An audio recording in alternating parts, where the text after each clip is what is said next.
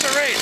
Harold's old dad, Lloyd Nott. This is an old 41. This thing's prehistoric. It's got a semi-chisel chain on it. Harold's got a brand new Stihl, 270. Full chisel.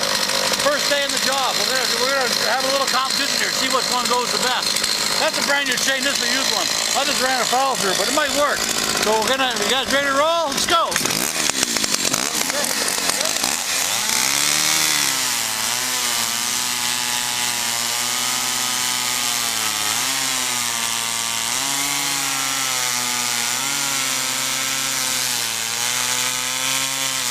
The winner, the 270.